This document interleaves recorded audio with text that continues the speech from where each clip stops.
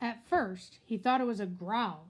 In the still darkness of the shelter in the middle of the night, his eyes came open and he was awake, and he thought there was a growl.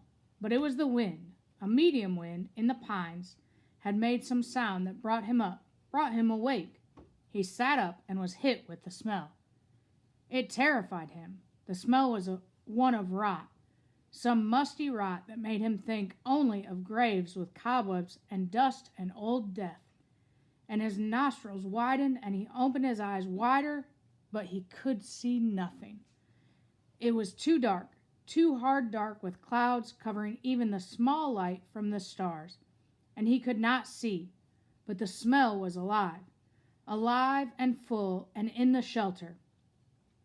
He thought of the bear, thought of Bigfoot, and every monster he had ever seen in every fright movie he had ever watched, and his heart hammered in his throat. Then he heard the slithering, a brush sound, a slithering brush sound near his feet, and he kicked out as hard as he could, kicked out and threw the hatchet at the sound, a noise coming from his throat.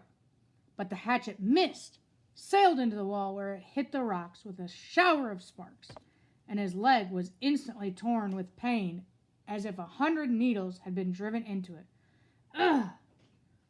Now he screamed with the pain and fear and skittered on his backside up into the corner of the shelter, breathing through his mouth, straining to see, to hear.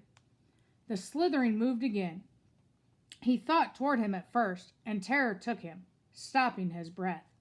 He felt he could see a low, dark form, a bulk in the darkness, a shadow that lived, but now it moved away. Slithering and scraping, it moved away, and he saw, or thought he saw it, go out of the door opening. He lay on his side for a moment, then pulled a rasping breath in and held it, listening for the attacker to return. When it was apparent that the shadow wasn't coming back, he felt the calf of his leg, where the pain was centered and spreading to fill the whole leg. His fingers gingerly touched a group of needles that had been driven through his pants and into the fleshy part of his calf. They were stiff and very sharp on the ends that stuck out, and he knew then what the attacker had been. A porcupine had stumbled into his shelter, and when he had kicked it, the thing had slapped him with its tail of quills. He touched each quill carefully. The pain made it seem as if dozens of them had been slammed into his leg, but there were only 8, pinning the cloth against his skin. He leaned back against the wall for a minute. He couldn't leave them in. They had to come out, but just touching them made the pain more intense. So fast, he thought, so fast things change.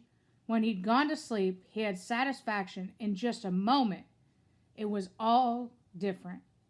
He grasped one of the quills, held his breath, and jerked. It sent pain signals to his brain in tight waves, but he grabbed another, pulled it, then another quill. When he had pulled 4 of them, he stopped for a moment. The pain had gone from being a pointed injury pain to spreading in a hot smear up his leg and made him catch his breath. Some of the quills were driven in deeper than others, and they tore when they came out. He breathed deeply twice, let half of the breath out, and went back to work. Jerk, pause, jerk, and 3 more times before he lay back in the darkness. Done. The pain filled his legs now, and with it came new waves of self-pity. Sitting alone in the dark, his leg aching, some mosquitoes finding him again, he started crying.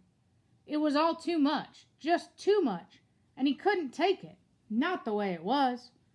I can't take it this way, alone with no fire and in the dark, and next time it might be something worse, maybe a bear, and it wouldn't be just quills in the leg, it would be worse. I can't do this, he thought, again and again. I can't. Brian pulled himself up until he was sitting upright back in the corner of the cave. He put his head down on his arms across his knees, with stiffness taking his left leg, and cried until he was cried out. He did not know how long it took, but later he looked back on this time of crying in the corner of the dark cave and thought of it as when he learned the most important rule of survival, which was that feeling sorry for yourself didn't work. It wasn't just that it was wrong to do or that it was considered incorrect. It was more than that. It didn't work. When he sat alone in the darkness and cried and was done, all done with it, nothing had changed. His legs still hurt. It was still dark. He was still alone, and the self-pity had accomplished nothing. At last he slept again. But already his patterns were changing, and the sleep was light, a resting doze more than a deep sleep, with small sounds awakening him twice in the rest of the night. In the last doze period before daylight, before he awakened, finally with the morning light and the clouds of new mosquitoes, he dreamed. This time it was not of his mother, not of the secret, but of his father, at first, and then of his friend Terry. In the initial segment of the dream, his father was standing at the side of a living room looking at him, and it was clear from his expression that he was trying to tell Brian something. His lips moved out, but there was no sound, not a whisper. He waved his hands at Brian, made gestures in front of his face, as if he were scratching something, and he worked to make a word with his mouth, but at first Brian could not see it. Then his lips made a shape, but no sound came. Ma. Brian could not hear it, could not understand it, and he wanted to so badly. It was so important to understand his father, to know what he was saying. He was trying to help, trying so hard, and when Brian couldn't understand, he looked cross, the way he did when Brian asked questions more than once, and he faded. Brian's father faded into a fog place. Brian could not see, and the dream was almost over, or seemed to be, when Terry came. He was not gesturing to Brian, but was sitting in the park at a bench looking at a barbecue pit, and for a time nothing happened. Then he got up and poured some charcoal from a bag into the cooker, then some starter fluid, and he took a flick type of lighter and lit the fluid. When it was burning and the charcoal was at last getting hot, he turned, noticing Brian for the first time in the dream. He turned and smiled and pointed to the fire as if to say, "See? A fire." But it meant nothing to Brian, except that he wished he had a fire. He was a grocery sack on the table next to Terry. Brian thought it must contain hot dogs and chips and mustard, and he could think only of the food. But Terry shook his head and pointed again to the fire, and twice more he pointed to the fire, made Brian see the flames, and Brian felt his frustration and anger rise, and he thought, all right, I see the fire, but so what? I don't have a fire. I know about fire. I know I need a fire. I know that. His eyes opened, and there was light in the cave, a gray, dim light of morning. He wiped his mouth and tried to move his leg, which had stiffened like wood. There was thirst and hunger, and he ate some raspberries from the jacket. They had spoiled a bit, seemed softer and mushier, but still had a rich sweetness. He crushed the berries against the roof of his mouth and his tongue and drank the sweet juice as it ran down his throat.